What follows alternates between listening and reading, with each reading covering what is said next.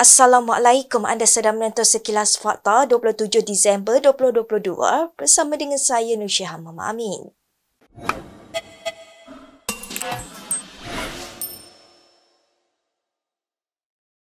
Kementerian tidak terlibat dalam keputusan Telekom Malaysia Berhad TM menjual anak syarikat yang menguruskan Menara Kuala Lumpur. Bekas Menteri Komunikasi dan Multimedia Anwar Musa berkata, perjanjian itu melibatkan syarikat tersenarai awam, bukan kerajaan. Rundingan pada 31 Oktober itu kini hangat dibincangkan di media sosial. Telekom dikatakan menjual 10 juta saham dalam Menara Kuala Lumpur Sdn Bhd. Sebelum ini tular dakwaan TM melepaskan pegangan kepada syarikat yang kurang dikenali, Hydro Shopee Sdn Bhd. Ia menimbulkan tanda tanya memandangkan Menara Kuala Lumpur Sdn Bhd adalah syarikat yang amat menguntungkan. Malaysia kini sudah menghubungi unit media TM dan sedang menunggu maklum balas mereka. Menteri Komunikasi dan Digital Fahmi Fadzil yang menggantikan Anwar berkata, kementerian akan mengeluarkan kenyataan tidak lama lagi. Masa untuk bekas Ahli Parlimen Ampang Zuraida Kamarudin dan sekutunya dalam Parti Bangsa Malaysia PBM hampir tamat. Mereka dikatakan berdepan penyingkiran automatik pada tengah malam semalam sekiranya gagal menjawab surat tunjuk sebab yang dihantar minggu lepas. Bagaimanapun Presiden PBM Larry Seng telah menawarkan mereka jalan keluar yang lebih bermaruah. Seng seperti dipetik The Vice berkata, mungkin Zuraida dan sekutunya timbalan Presiden PBM Haniza Talha perlu berehat seketika atau berundur daripada politik. Terdahulu Seng menafikan peralihan jawatan Presiden kepada Zuraida, namun pertikaian mereka diketepikan sementara pilihan raya umum ke-15. Pertikaian itu timbul semula pada hujung minggu lalu dengan Zuraida dan Haniza menuduh Seng menyalahgunakan kuasanya. Surat tunjuk sebab dikatakan telah dihantar kepada Zuraida dan beberapa ahli PBM yang lain pada minggu lepas yang mesti mereka balas selewat-lewatnya semalam. Kegagalan berbuat demikian akan menyebabkan keahlian mereka gugur secara automatik. Beri ruang dan peluang kepada Perdana Menteri Anwar Ibrahim melaksanakan tanggungjawabnya mentadbir negara. Demikian kata pengerusi Pakatan Harapan Melaka Adli Zahari kepada pemberita semalam. Timbalan Menteri Pertahanan itu berkata, beliau yakin Anwar mampu memimpin negara berdepan jangkaan ketidaktentuan ekonomi global pada tahun depan. Oleh itu, beliau meminta rakyat Malaysia memberikan ruang dan peluang serta sokongan kepada Anwar membawa Malaysia ke tahap yang lebih baik. Semalam bekas Perdana Menteri Dr. Mahathir Mohamad dilaporkan menyatakan kebimbangannya mengenai kemampuan Anwar untuk berdepan krisis kemelesetan ekonomi. Dr. Mahathir membuat pandangan itu berdasarkan prestasi Ahli Parlimen Tambun itu sebagai Menteri Kewangan lebih 20 tahun lalu.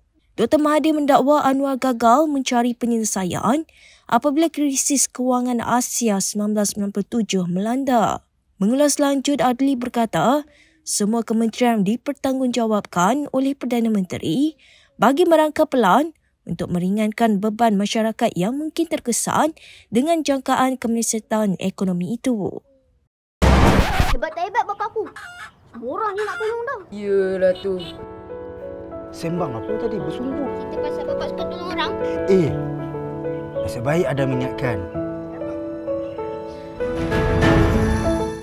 Abdul Hadi Awang mengingatkan hanya perpaduan yang mengikut petunjuk Allah sahaja akan membawa berkat, berwawasan kukuh dan kekal.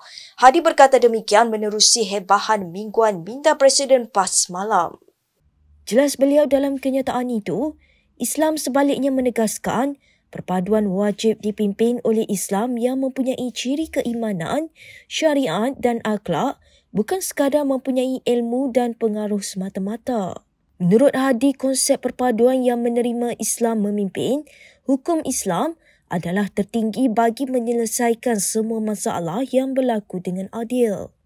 Tambah beliau, Allah Subhanahu Wa Taala memberikan amaran yang paling keras terhadap orang yang memilih kalangan bukan Islam dalam kerjasama semata-mata bagi mendapatkan kuasa.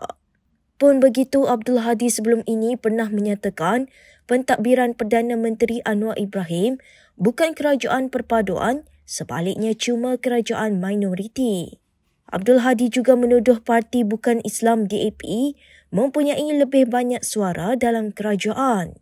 Ianya ketika menjelaskan kenapa PN menolak saranan Yang di-Pertuan Agong supaya gabungan itu membentuk kerajaan perpaduan dengan Pakatan Harapan. Kita ke perkembangan berikutnya. Pengerusi Perikatan Nasional Muhyiddin Yassin menyeru pihak berkuasa supaya tidak menyekat pendakwa bebas yang menyatakan sokongan terbuka kepada pembangkang itu. Beliau berkata demikian dalam satu kenyataan yang disiarkan di Facebooknya semalam. Dalam kenyataan itu, Muhyiddin berkata, memandangkan pilihan raya telah berakhir, sewajarnya tiada mana-mana pendakwa yang tidak sehaluan kerajaan disekat daripada menyampaikan ceramah. Sebelum ini, penceramah popular Ridwan T. Abdullah mendakwa disekat daripada keluar televisyen bagi rancangan Forum Perdana Ehwal Islam yang disiarkan di TV1. Ridwan ketika dihubungi Malaysia Kini pada 14 Disember lalu mengesahkan dia digam oleh Radio Televisyen Malaysia RTM. Bagaimanapun Menteri Komunikasi dan Digital Fahmi Fazil bagaimanapun menafikan dia mengeluarkan arahan bagi menyekat pendakwa terkemuka itu. Muhyiddin juga turut meminta supaya pihak berkuasa tidak mengambil tindakan terhadap ahli jawatan kuasa AJK Masjid yang berlainan fahaman politik. Ini kerana pemilihan pengurusan masjid yang dibuat secara demokratik oleh ahli-ahli karya tidak harus dipolitikkan dengan menafikan jemaah Islam menguruskan masjid mereka sendiri. Berita seterusnya. Menteri Pengangkutan Anthony Loke telah mengarahkan syarikat penerbangan Malindo Air untuk menghubungi semua penumpang dan memohon maaf.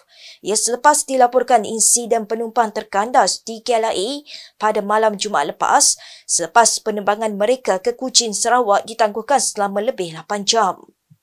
Loke memaklumkan perkara itu di Twitter dalam ciapan menjawab seorang penumpang yang tidak berpuas hati yang merakam video aduannya terhadap Malindo. Pada hari Jumaat, seorang pengguna memuat naik ciapan Twitter mendedahkan bahawa penerbangannya ke Kuching dijadualkan berlepas pada 11 malam. Namun penumpang dibiarkan terkandas di pintu masuk sehingga 6 pagi Sabtu, dikatakan tanpa sebarang pengumuman atau bantuan daripada kaki tangan syarikat penerbangan itu. Pengguna itu berkata terdapat juga warga emas yang terkandas dan tidak tahu apa-apa maklumat yang jelas. Ada orang tua dah sakit belakang, Cik. Kenapa Cik guna perkataan saya ingat? Dalam SOP Malindo, dalam SOP Batik Air, tak ada ke reporting dan monitoring. If your staff fail to report, you have to monitor them. You don't give them excuse like I ingat. Baik, berikut beberapa lagi ringkasan berita untuk hari ini.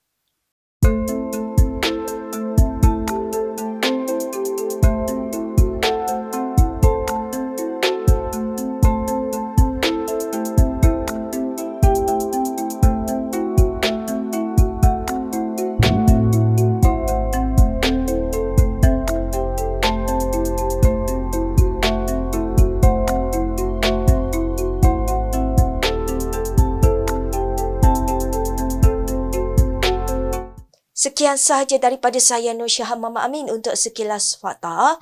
Untuk lebih banyak berita, anda boleh melayari kinitv.com. Anda juga boleh mengikuti kami di Instagram, Twitter, YouTube dan Facebook. Salam hormat dan jumpa lagi.